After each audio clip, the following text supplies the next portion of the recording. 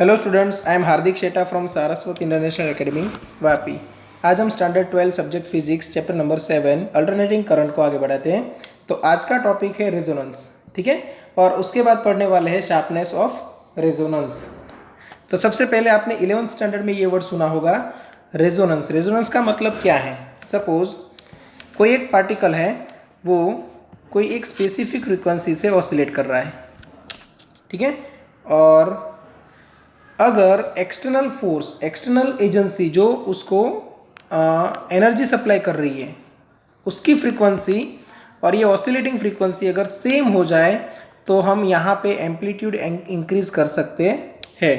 मतलब कोई एक स्पेसिफिक फ्रीक्वेंसी, सपोज हम नाम दे देते हैं F0, उसके लिए एम्पलीट्यूड मैक्सिमम होता है, ठीक है। और ये जो प्रोसेस है उसको बोला जाता है रेजोनेंस, और जो फ्रीक्वेंसी है उसको हम बोलते हैं नेचुरल फ्रीक्वेंसी, ठीक है।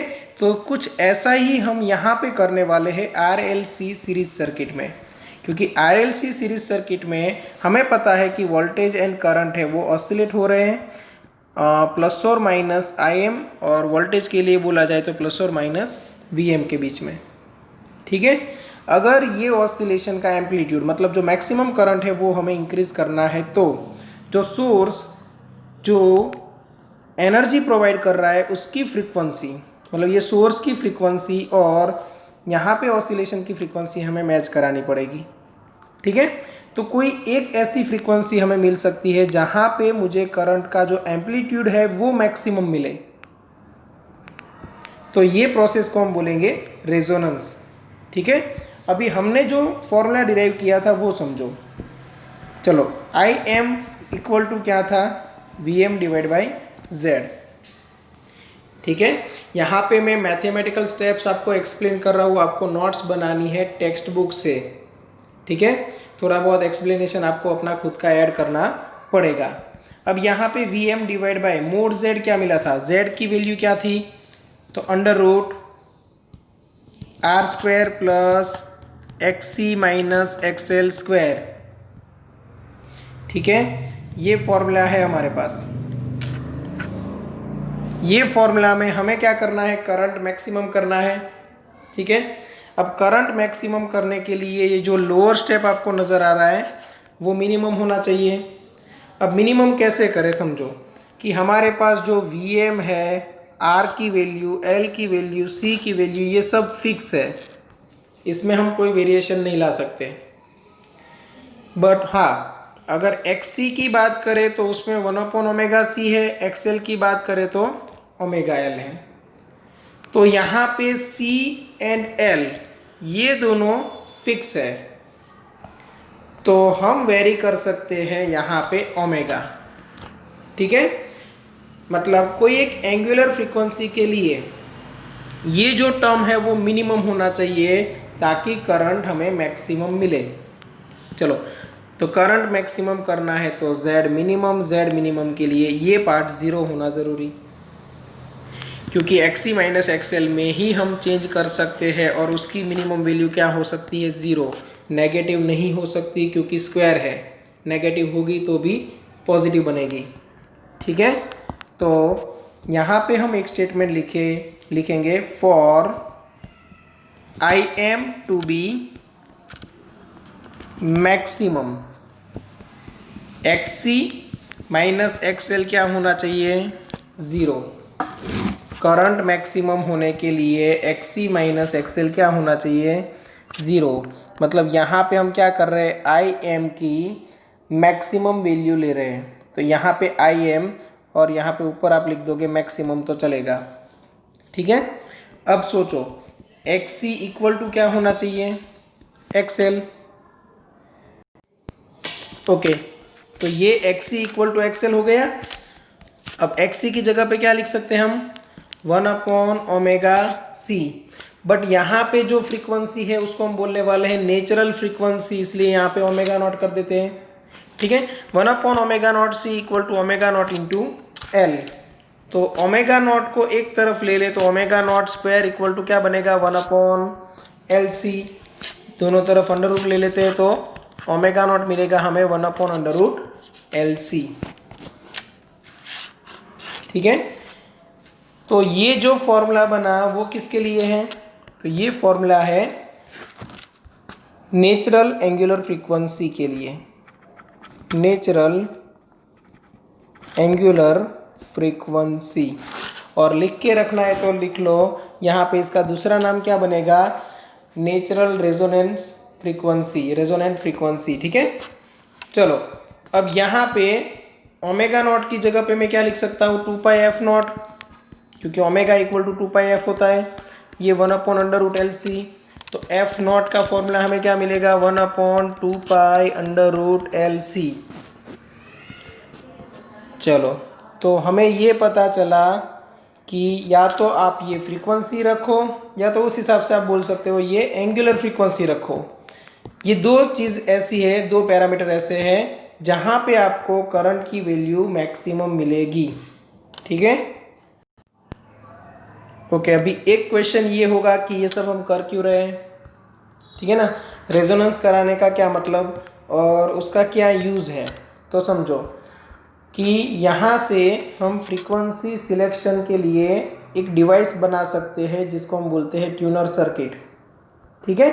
अब ट्यूनर सर्किट में क्या होता है, समझो कि सपोज आपके पास घर पे एक पुराना रेडियो है, ऐसा आपने बहुत सारे बटन्स देखे होंगे जिसमें एक बड़ा बटन था गोल वाला और वो हम इधर उधर घुमाते थे। ठीक है। और हम चैनल सिलेक्ट करते थे। अब चैनल सिलेक्ट करने का मतलब क्या होगा कि यहाँ पे इसकी जो हम जो गोल घुमाते हैं ना, उसकी एक एक्सिस होती है, वो कैपेसिटर की एक प्लेट के साथ जुड़ी हुई होती है और जिसके साथ एक इंडक्टर भी होगा और एक सोर्स भी होगा। ठीक है। जैसे आप ये गोल घुमाते हो, ये कैपेसिटर की प्लेट थोड़ी आगे की ओर स्लाइड होगी, तो डिस्टेंस बिटवीन टू प्लेट यहाँ पे डिक्रीज होगा। तो कैपेसिटेंस की वैल्यू ε0A/d।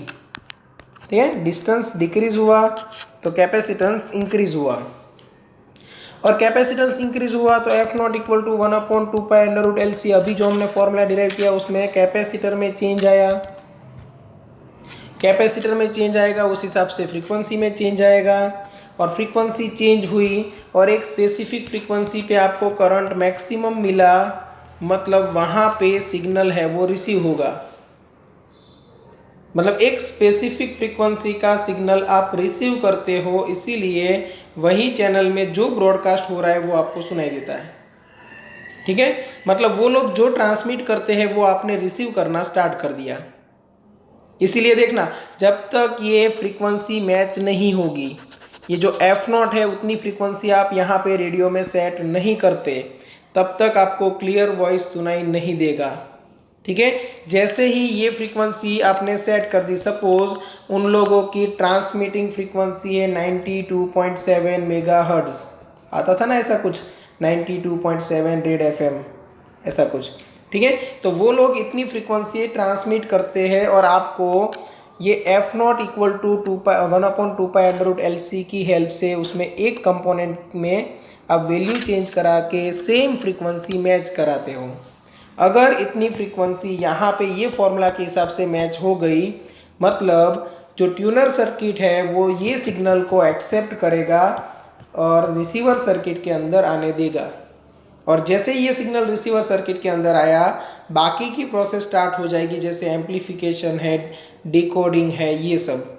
और लास्ट में ये जो सिग्नल है वो दिया जाएगा लाउड स्पीकर को, और लाउड स्पीकर का डायाफ्राम उसी सिग्नल के हिसाब से वाइब्रेट होगा और आपको वॉइस सुनाई देगा। ठीक है। तो रेजोनेंस है वो काफ़ी इम्पोर्टेंट है जब बात आती है कम्युनिकेशन की, फिर वो चाहे कोई भी कम्युनिकेशन हो, रेडियो, टीवी, मोबाइल, कोई भी।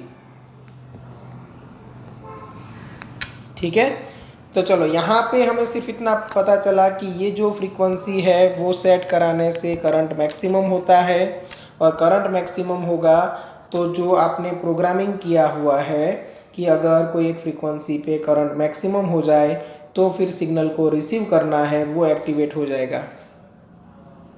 चलो यहाँ तक सब कुछ क्लियर है। अभी देखते हैं ट्यूनर सर्किट की क्वालिटी कैसी होनी चाहिए।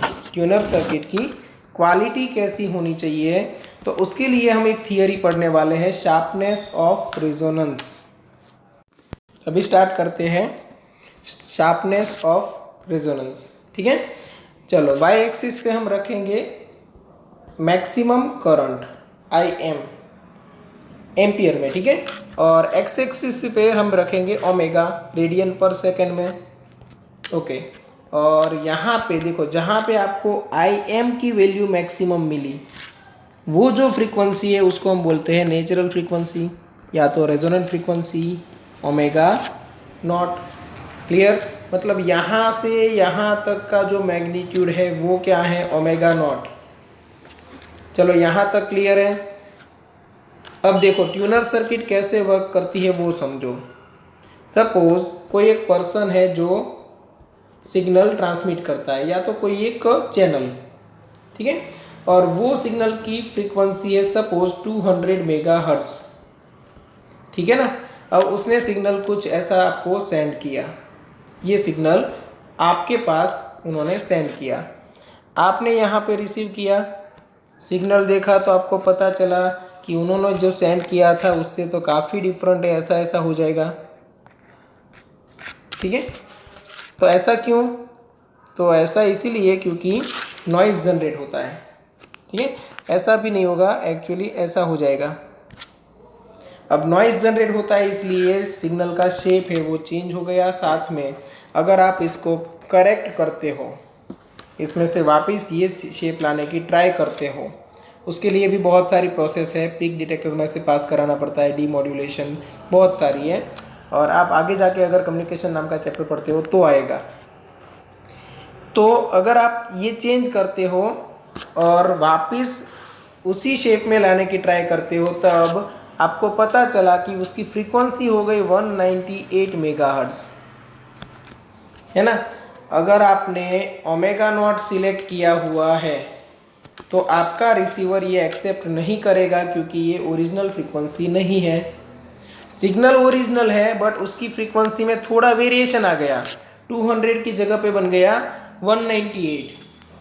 तो उतना तो आपको स्ट्रिक्ट नहीं होना है कि एग्जैक्ट 200 ही होनी चाहिए, तो आसपास थोड़ी अगर फ्रीक्वेंसी आती है तो आपको चलानी पड़ेगी। फिर आपने सेट की 190 टू 210 के अंदर अगर कोई फ्रीक्वेंसी आई तो मैं उसको एक्सेप्ट कर लूँगा, है ना। तो फ्रीक्वेंसी में थोड़ा बहुत प्लस और माइनस आपको चलाना पड़ेगा। इसीलिए आपको पहले तो बैंड विड्थ डिसाइड करनी पड़ेगी। बैंड विड्थ का मतलब क्या है, बैंड मतलब फ्रीक्वेंसी, विड्थ मतलब जो नॉर्मली हम बोलते हैं लेंथ ब्रेथ हाइट ये सब आती है ना, वैसे ही विड्थ।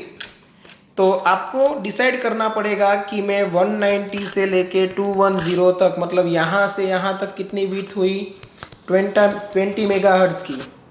तो उतनी विड्थ के लिए मैं फ्रीक्वेंसी को अलो करना चाहता हूँ।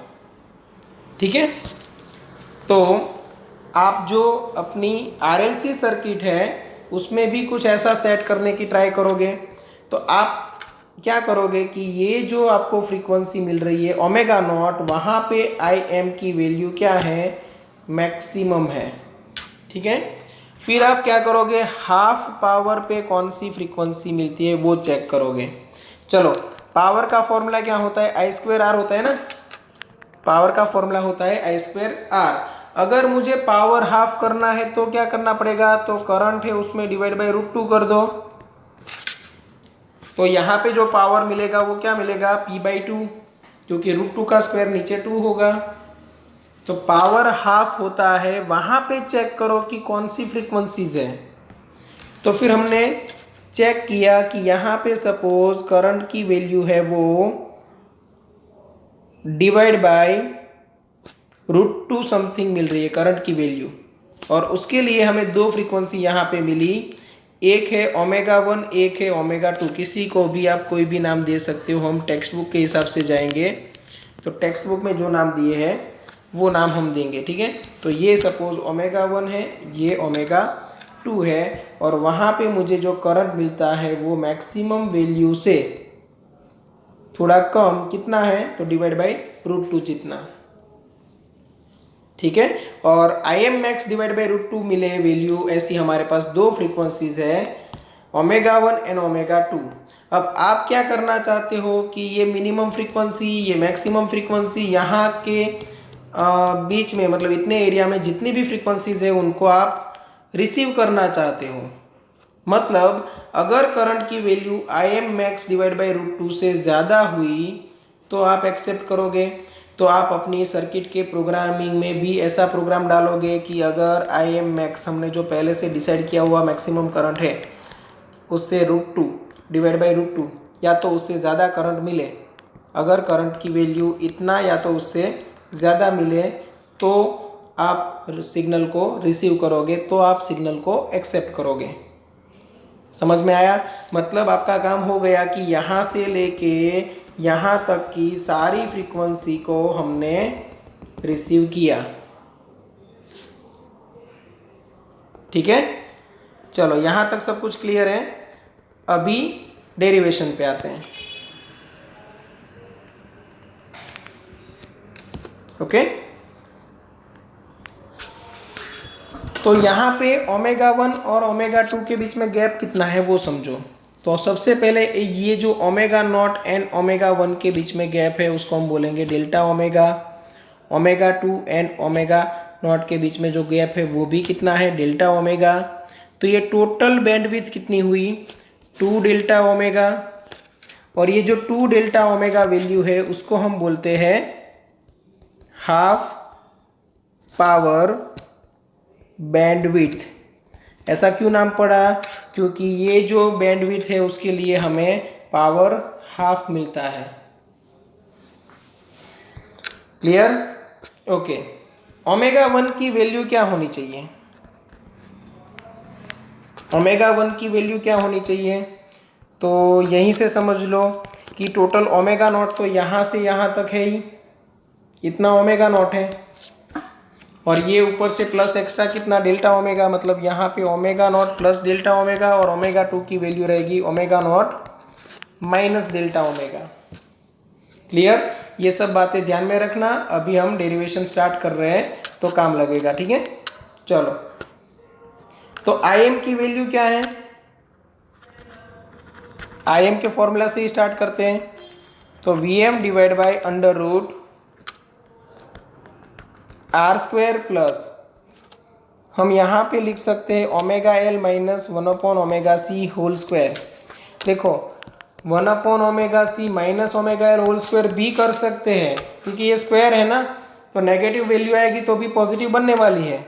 तो यहाँ पे ये टेंशन लेने की ज़रूरत नहीं है कि सर ने XL पहले क्यों लिखा, XC बाद में क्यों लिखा।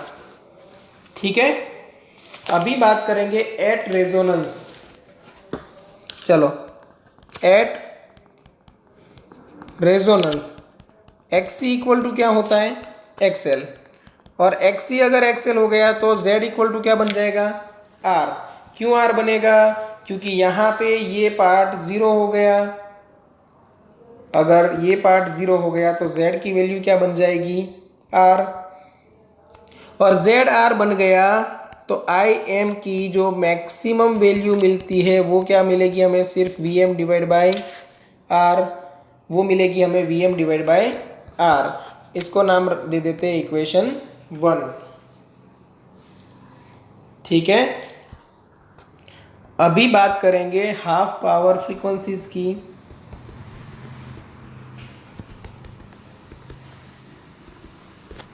चलो, तो हाफ पावर फ्रीक्वेंसीज कौन कौन सी है, एक है ω1, हमने अभी अभी डिस्कस किया था, ω0 प्लस डेल्टा ओमेगा, ω2 तो ω0 माइनस डेल्टा ओमेगा।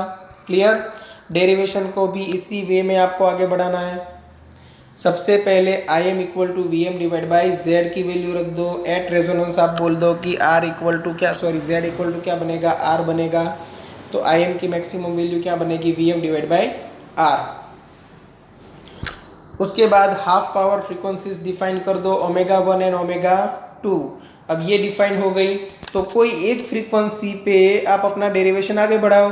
तो हम लेते at ω1 equal to ω0 plus delta omega. ये फ्रीक्वेंसी के लिए हम अभी जो डेरिवेशन है उसको आगे बढ़ाते हैं। तो फिर आई एम की वैल्यू क्या बनेगी, आई एम की वैल्यू बनेगी V M divide by under root R square plus omega 1 L minus one by omega 1 C whole square. ठीक है, ये पूरा अंडर रूट में आना चाहिए। अब हमें ये भी तो पता है कि ओमेगा 1 क्या है, हाफ पावर फ्रीक्वेंसी, और हाफ पावर फ्रीक्वेंसी जहाँ पे बात आती है वहाँ पे करंट कितना रहेगा, आई एम मैक्स डिवाइड बाई √2। देखो ये ओमेगा 2 है, ये ओमेगा 1, और वहाँ पे करंट कितना मिला, आई एम मैक्स डिवाइड बाई √2। तो मैं यहाँ पे लिख सकता हूँ कि ये बन गया आई एम की मैक्सिमम वैल्यू डिवाइड बाई √2, और इक्वल टू यहाँ पे मिलेगा हमें V M divide by under root R square plus omega 1 L minus one by omega 1 C whole square. Clear? Okay, अब आई एम मैक्स हमने इक्वेशन 1 में क्या बनाया था, तो आई एम मैक्स की वैल्यू बन रही थी V M divide by capital R. ठीक है, तो वही यहाँ पे रख देते हैं, तो ये बन गया V M divide by R, और √2 तो है ही। ठीक है, इक्वल टू यहाँ पे V M divide by under root R square plus omega 1 L minus one by omega 1 C whole square. अब यहाँ पे वी एम कैंसल आउट, दोनों तरफ स्क्वायर कर दो और ऑपोजिट डायरेक्शन में मल्टीप्लाई कर दो, तो ये बनेगा R square plus omega 1 L minus one by omega 1 C whole square equal to 2R square. क्या किया है, ऐसे क्रॉस मल्टीप्लाई कर दिया है और वो भी स्क्वायर करके। ओके, चलो आर स्क्वायर है उसको उस तरफ लेके जाओ तो माइनस आर स्क्वायर बन जाएगा, तो omega 1 L minus one by omega 1 C whole square equal to यहाँ पे बनेगा सिर्फ आर स्क्वायर। दोनों तरफ रूट ले लो, तो omega 1 L minus one by omega 1 C equal to क्या बनेगा, सिर्फ आर। ठीक है, चलो यहाँ तक सब कुछ क्लियर होगा।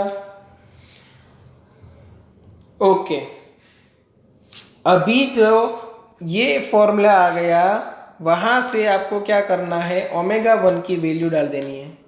ठीक है, तो ओमेगा 1 की जगह पे मैं क्या लिख सकता हूँ, omega not plus delta omega into L minus one by omega 1 की जगह पे फिर से क्या रखूँ, omega not plus delta omega into C, और इक्वल टू यहाँ पे आर। ओके, अभी नेक्स्ट स्टेप क्या होगा आपका, तो दोनों फॉर्मूला में देखो ये पार्ट और ये पार्ट दोनों में ओमेगा नॉट कॉमन निकालो, तो यहाँ पे ओमेगा नॉट कॉमन निकल गया, अंदर क्या बचेगा 1 plus delta omega divide by omega naught. ठीक है ना, क्योंकि यहाँ पे ओमेगा नॉट था इसलिए सिर्फ क्या बचा 1, यहाँ पे था ही नहीं और हमने कॉमन निकाला तो डिवाइड भी करना पड़ेगा। ठीक है, चलो माइनस 1/, यहाँ पे भी मैं ओमेगा नॉट कॉमन निकालूँ तो 1 plus delta omega divide by omega naught और इंटू ये सी और इक्वल टू आर। यहाँ पे हम एल लिखना भूल गए थे जो यहाँ पे था। ठीक है, चलो अभी हमने एक चीज़ पढ़ी है कि omega naught L natural frequency पे एक्सएल और नेचुरल फ्रीक्वेंसी पे एक्ससी ये दोनों सेम होते हैं। एक्ससी इक्वल टू एक्सएल से ही तो हमने ओमेगा नॉट का फॉर्मूला डिराइव किया था। तो यहाँ पे जो मुझे दिख रहा है 1/ओमेगा सी, इतने पार्ट में देखो 1/ओमेगा सी, उसको मैं क्या बना सकता हूँ, ओमेगा नॉट एल, उसको मैं बना सकता हूँ ओमेगा नॉट एल। तो वही चीज़ हम यहाँ पे करेंगे, तो क्या करते हैं देखो, omega naught L into 1 plus delta omega by omega naught minus यहाँ पे भी omega naught L divide by 1 plus delta omega divide by omega naught. ठीक है, एक स्टेप आपको कम करना है तो यहीं पे कर सकते हो, कि मैंने ओमेगा नॉट एल लिख दिया और दूसरा काम मैंने क्या किया, तो 1 plus delta omega divide by omega naught को ऊपर ले लिया ताकि पावर -1 हो जाए।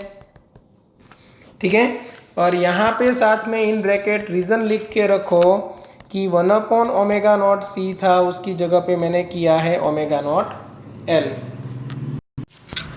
ओके, देखो अभी क्या कर सकते हैं, पूरा step as it is repeat करो, पूरा step as it is repeat करो। एक छोटा सा ही चेंज करेंगे हम लोग। ठीक है, तो ये omega naught L as it is 1 plus delta omega divide by omega naught as it is minus omega naught L as it is. यहाँ पे देखो हमने एक चीज़ पढ़ी थी 1 plus X to power N, और उसमें भी अगर x इज लेस देन 1 है तो 1 प्लस एन एक्स हो जाएगा, n आगे मल्टीप्लाई हो जाएगा। ठीक है, क्योंकि हम यहाँ पे हायर ऑर्डर टर्म्स को इग्नोर करेंगे। ओके, तो सेम वे यहाँ पे देखो delta omega divide by omega not. अब आपको पता है तो हमने डेल्टा ओमेगा कितना रखा था, 10 मेगाहर्ट्ज का, और ओमेगा नॉट कितनी थी, 200। प्रैक्टिकल जो हमने एग्जाम्पल लिया था उसमें, तो ये वैल्यू लेस देन 1 मिलेगी। ठीक है, तो हम यहाँ पे भी 1 और ये -1 को यहाँ पे आगे मल्टीप्लाई कर दूँ तो क्या बनेगा, minus delta omega divide by omega not, और इक्वल टू यहाँ पे क्या बनेगा, आर। इन ब्रैकेट हम लिखते हैं रीज़न कि 1 plus X to power N है तो हम 1 प्लस एन एक्स कर सकते हैं if x is less than 1। ठीक है, तो ये रीज़न आपको भी जब एग्जाम में लिखो तब साइड में लिख के रखना है। ठीक है, देखो यहाँ पे कंफ्यूज मत होना, 2 स्टेप में हमने चेंज किए हैं। एक 1 अपॉन ओमेगा नॉट सी था, उसकी जगह पे किया है ओमेगा नॉट एल, और एक ये जो टर्म है उसको हम ऊपर लेके गए ताकि पावर हो जाए -1। नेक्स्ट स्टेप में एक ही काम करना है, ये -1 को यहाँ पे मल्टीप्लाई करना है। ठीक है, अब देखो इन दोनों में ओमेगा नॉट एल आप कॉमन निकाल सकते हो, तो हम यहाँ पे क्या करते हैं, ओमेगा नॉट एल कॉमन निकाल देते हैं। ठीक है, अंदर क्या बचेगा, एक है 1 plus delta omega divide by omega not, और ये वाला टर्म है उसमें -1 होगा, और minus minus plus delta omega divide by omega not, और इक्वल टू क्या है, आर। यहाँ पे ये 1 कैंसल आउट, तो ओमेगा नॉट इंटू एल, और इंटू क्या बनेगा, 2 delta omega divide by omega not, और इक्वल टू क्या मिला हमें, आर। ठीक है, तो यहाँ पे देखो ओमेगा नॉट कैंसल आउट, तो फिर 2 डेल्टा ओमेगा इक्वल टू हमें क्या मिलेगा, आर डिवाइड बाय एल। ये बैंडविड्थ हो गई, 2 delta omega equal to R divide by L. ये किसका फॉर्मूला हो गया, ये फॉर्मूला है हाफ पावर बैंडविड्थ का, इसको हम इक्वेशन का नाम देने वाले हैं। तो देखो यहाँ पे इक्वेशन 1 था, बाकी किसी को इक्वेशन का नाम देने की ज़रूरत नहीं है, यहाँ पे नाम दे देते इक्वेशन 2, और एरो करके यहाँ पे लिख देते ये क्या है, तो हाफ पावर बैंडविड्थ का फॉर्मूला। क्लियर, अभी हम क्वालिटी फैक्टर डिसाइड करेंगे। क्वालिटी फैक्टर मतलब क्या, ट्यूनर सर्किट की क्वालिटी दिखाने वाला एक फैक्टर, क्यू फैक्टर। ठीक है, इसका पूरा नाम आएगा क्वालिटी फैक्टर। ठीक है, सर्किट की क्वालिटी कैसी है वो क्यू फैक्टर की वैल्यू से हमें पता चलेगा। अब देखो सर्किट की क्वालिटी है वो कैसे हम डिसाइड करें, तो वो शार्पनेस ऑफ रेजोनेंस से। ये जो रेजोनेंस कर्व आपको दिख रहा है उसकी शार्पनेस कितनी है। सपोज मैं 2 कर्व ड्रॉ करूं, यहाँ पे एक ऐसा और एक ऐसा, ठीक है, तो इसकी शार्पनेस ज़्यादा है, मतलब इसकी क्वालिटी ज़्यादा होगी। कैसे, तो इसके लिए रेजोनेंट फ्रीक्वेंसी की वैल्यू जो बैंडविड्थ है उसके कंपैरिजन में ज़्यादा होगी। बैंडविड्थ कितनी मिलेगी, यहाँ पे देखो जो ऊपर का ग्राफ है उसमें सपोज यहाँ पे हाफ पावर मिलता है तो बैंडविड्थ यहाँ पे कम हो गई, मतलब उतना ही आपका सिलेक्शन स्ट्रॉन्ग हो गया। कि आप जो अपनी फ्रीक्वेंसी एक्सेप्ट करते हो वो एक्चुअल फ्रीक्वेंसी के काफ़ी नज़दीक होगी। तो इसीलिए ऐसी ट्यूनर सर्किट की क्वालिटी को हम अच्छा मानते हैं। ठीक है, और यहाँ पे देखो हाफ पावर शायद कहीं पे यहाँ पे कहीं पे मिलेगा, तो उसके लिए बैंडविड्थ और ज़्यादा इंक्रीज हो गई है ना। तो ये तो आपकी जो एक्चुअल फ्रीक्वेंसी सपोज आपने सिलेक्ट की थी 200 मेगाहर्ट्ज़, बट अगर शार्पनेस कम है कर्व की तो वो तो 140 मेगाहर्ट्ज़ को भी एक्सेप्ट कर लेगा। ठीक है ना। आपको सुनना है 92.7 रेड एफएम और वो आपको देगा आकाशवाणी या विविध भारती। ठीक है, नहीं चलेगा।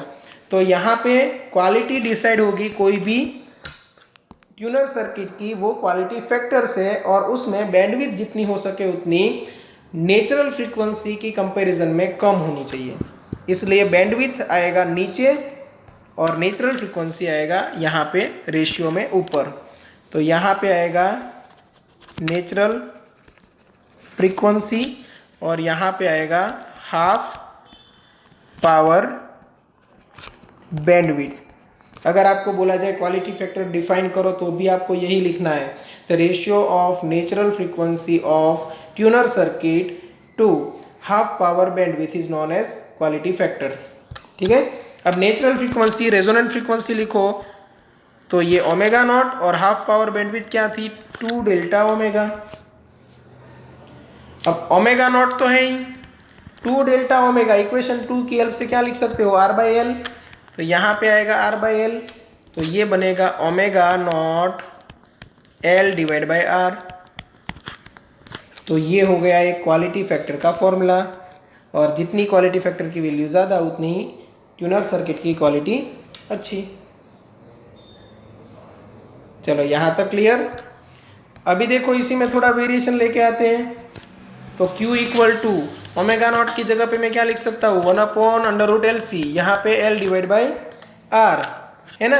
तो Q फैक्टर का दूसरा फॉर्मूला मुझे मिलेगा 1/R अंडर रूट ऊपर L आएगा नीचे C, क्योंकि यहाँ पे जो L है उसको मैं रूट एल 2 टाइम्स लिख सकता हूँ। उसमें से एक रूट एल कैंसिल आउट हो जाएगा, ऊपर एक रूट एल बचेगा, नीचे एक अंडर√C बचेगा, इसीलिए आया अंडर√L बाई C। ठीक है, और ये क्वालिटी फैक्टर का फॉर्मूला है। मतलब अगर सिर्फ आपको कंपोनेंट्स की वैल्यू दी हुई है RLC की तो भी आप क्वालिटी फैक्टर डिसाइड कर सकते हो। चलो यहाँ तक सब कुछ क्लियर होगा। ठीक है, तो यहाँ पे ये जो पार्ट है हमारा शार्पनेस ऑफ रेजोनेंस, ठीक है, ये फिनिश हुआ। क्वालिटी फैक्टर का कोई यूनिट नहीं होगा, कोई डायमेंशन नहीं होगा, क्योंकि फ्रीक्वेंसी अपॉन फ्रीक्वेंसी है। और हाँ, यहाँ पे क्वालिटी फैक्टर का फॉर्मूला ऐसे भी आप बना सकते हो। नेचुरल फ्रीक्वेंसी अगर आप एंगुलर फ्रीक्वेंसी नहीं लेते हो, नॉर्मल फ्रीक्वेंसी लेते हो, तो F0 divide by 2 delta F, ये भी आप बना सकते हो। ठीक है, और यहाँ पे ओमेगा नॉट की जगह पे आप 1/√LC लिख दो, तो उस हिसाब से आपको फॉर्मूला मिलेगा 1/ओमेगा नॉट CR, ये भी आप प्रूव कर सकते हो। ठीक है, वो तो एक ही फॉर्मूला है, अलग अलग वेरिएशन आप ला सकते हो। ठीक है, चलो यहाँ तक रखते हैं। अगर किसी को कोई डाउट है तो कांटेक्ट कर सकते हो। Thank you.